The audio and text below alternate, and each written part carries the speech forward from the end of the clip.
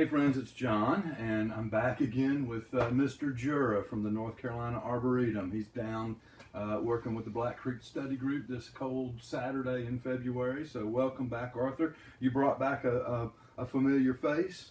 Yeah, this is the bald cypress we made a video about, like, what, two years ago, yeah, right? I think so. Brought it here so. same time of year, Yeah. and gave the story of it then, so there's no need to do that now. Cut it back real hard, and then last year it just grew like crazy, or the year before too, and I just would cut it back again real hard. And so we get these kind of very angular breaks here, and we also see what happens when you just blunt cut a bald cypress. It throws out growth in all directions, mostly up towards where the cut is made. Right.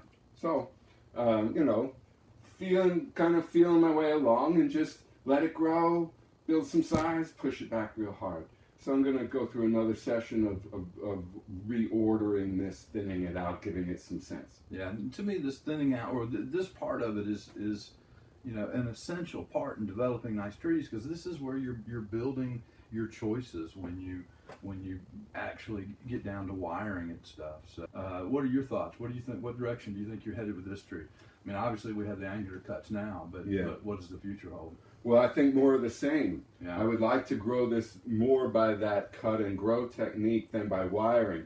And part of the problem, I must admit, I had wire on this last time, right, and then the thing became a big bush, right, and right, I had other things to take care of, and by the time I came back, it didn't end again. And I don't want to keep 2 years doing later, that. and that's almost unnoticeable. It is, but I see it, Yeah. and I'm thinking, all right, that was necessary because I needed to bring that up to be a new kind of top, right? But the rest of this, we can get there by cut and grow. It'll just take longer. Yeah. And that angular look is very good, I think, for a bald cypress. I do too. Yeah. I like that look as well. But I also like the wired look. I have some of both in my personal trees. So. There you go. Yeah. Cover both bases. I brought something else too. Okay. Because this is a study group session, right? Sure. And I wanted to do something today in the spirit of that. So bring a couple of projects, just like people in the group do. And this is the other one I brought. And it's got an interesting thing going on here. Interesting is an interesting word, right? Because it could mean a lot of things. But this is a Hinoki Cypress that came out of a group planting. It was part of the big Chase Rosade planting, That's right? right. That's right. Okay. Those plants grew so much there was not enough room for all of them to go back in. Okay. And this was one of them that pulled out. It had a real weakness on one side because it was growing right next to another tree. Yep. And so, typically you might consider doing a raft style with a tree that's predominantly branched on one side. Sure, this one's kind of at least parts of this one lends itself to that look. Yes, yeah. And that's kind of like what I'm thinking of, but not heading there exactly. Okay. And I'll talk more about it when we come back and see what gets done today. That sounds great. Let's get busy and do some work. So John, you see this deal down here at the very base of the tree. You know the story with this, that it's been in a pot pretty much its entire life, but that it sent roots out of the bottom of the pot, right? Yep. But that's what allowed the thing to get so fat it escaped into the earth. But at the same time, all the roots that tried to go, outward hit the wall of the container. And so you get a lot of roots doing these kind of strange things. Well, look at this, and you see it extends out this way. Yeah. What would you do with that? I think in this case I'd cut it off. Oh, yes? Yeah. I felt that way, and I also like this, but it would be so much cooler if this was like grafted, and you didn't see that, it's just one root running under the other. I think what I'm going to do is cut this one back here, the continuation of this, cut it off, and see if this survives, and if it will, continue to live and function through this, and then have that circular piece there. And if it doesn't work out, or I don't like the look of it, you can always take it off later. Yeah. But it's a feature, so you try to see like if it'll work out or not. And look, a knee. I don't think so. I think it's just a stump of something that got cut off. You've been busy. Well, yeah. Although what had to be done didn't take all that long, and there's no wire on it, as you can see, so that saved a bunch of time, and it didn't get repotted, so that saved a bunch of time. All in all, a pretty easy assignment for today. You know, I have a new name for this one. Yeah, what is that now? I'm going to call it Hugo, because it looks kind of like the bald cypress trees did after Hurricane Hugo came through South Carolina in 1989. Everything broken off of them, all twisted off, and so. How do they look now? Great. Yeah. Yeah, they filled in nicer tops, and they are certainly something I admire. Well, that's how the best of the trees out there in nature get that look. Is they go through cataclysmic events and they survive, and then regrow, and then maybe you see it 50 years after the event or 100 years after the event, and it's, how did that tree get like that? Well, it was a really bad night. I'm glad you weren't there for that. So that's the idea with this, John. You saw it was breaking things off in many cases rather than cutting them off, just like we broke the top off last time. And the intention isn't like that's supposed to stick around forever. It rots away, you know, and then the tree decides what becomes in that area. Does it start to hollow out? Does it seal itself over? What? Well, whatever it does, it'll look right, I think. And if it doesn't, then we jump in and we do something. Fix it. Right? And the same kind of approach of let's do a little bit now, or let's set it up a certain way now, and then see what happens, and then make a call based on that. That's what the approach here was, where we have this root that we looked at before, and it's really kind of a clunky thing. And as I'm sitting here looking at it, I think, nah, it's not going to last. I'm not going to keep that. But short term, we just cut off the extension that was here, and let it be, and see if it grafts to itself, and if it looks good. If it doesn't, it can come off. Yeah. I agree. Yeah, and right now I'm looking at it and thinking, I should come off, but no hurry. Same with this. Maybe that should come off too, you know. Sometimes it's a tough call. Does this give character, or does it just look bad? Yeah. So, breaking down. One thing I wanted to talk about, some of these things were really too long. And so I pushed them back as hard as I felt comfortable pushing it back.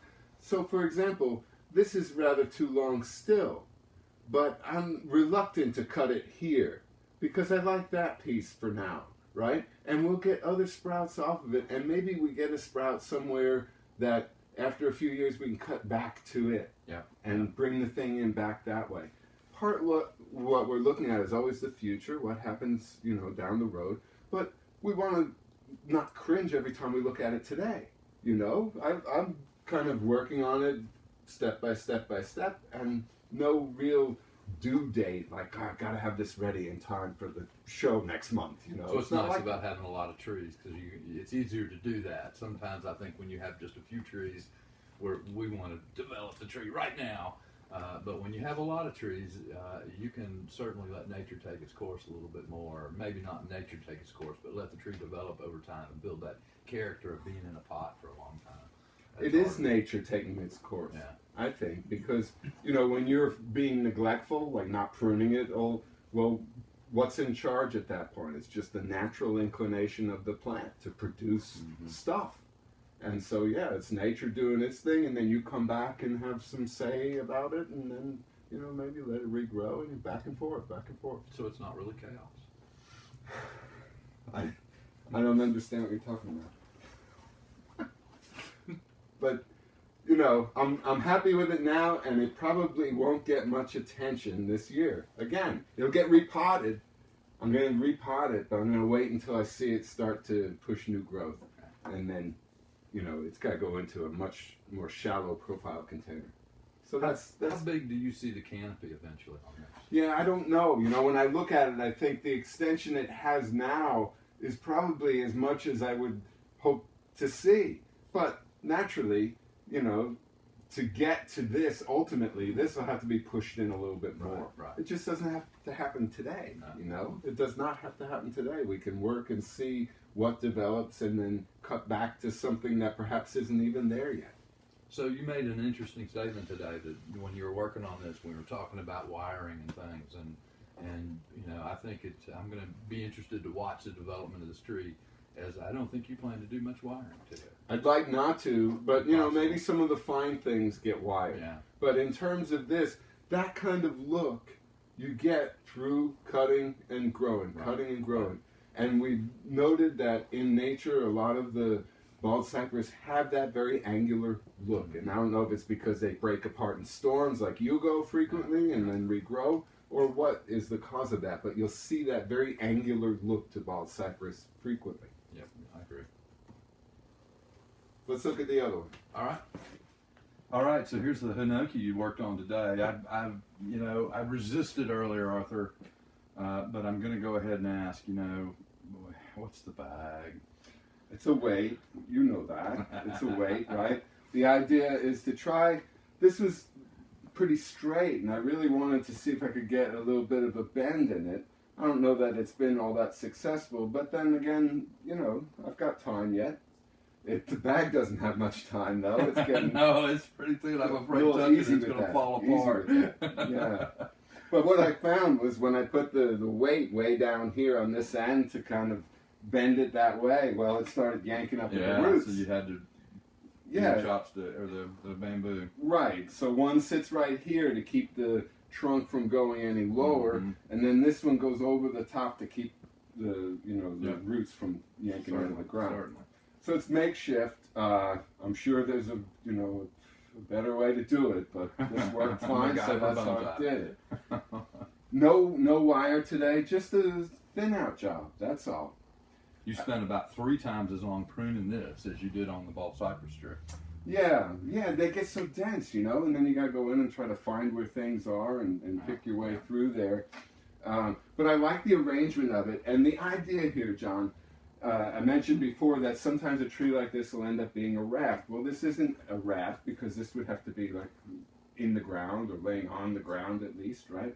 And the idea is to have it just do this. So I'm thinking ultimately this goes into a round container, of course smaller than this, but it has to be something that has a little bit of size and weight because even without that thing hanging off the end, this is still going to be prone to tipping over. Have you ever considered a stone? Yeah, that would be pretty cool looking, especially, like maybe a crescent pot stone look. Or the right stone, yeah, that would be good. Would have to be fastened on there real good, though. It would. That's possible. Yeah. No, it looks good. I really, when I saw this morning, it looked like a bush. Pretty thick. It looked like a bush, and after you pruned on it, it came out pretty nice. What do you think about the idea of putting it in the ground for a little while? I don't know that I don't think you need growth. Do you? More trunk diameter. Well, if you want more trunk diameter, I think you don't do that better than in the ground. Yeah. I just don't know if it would set it back too far, and then I wouldn't have time to finish it before you die. Yeah. maybe. They're pretty slow to develop. So. Yeah. It was good today. It was good. Thank you so much for coming and being with us again. My pleasure. Thank you, Arthur. Thank you.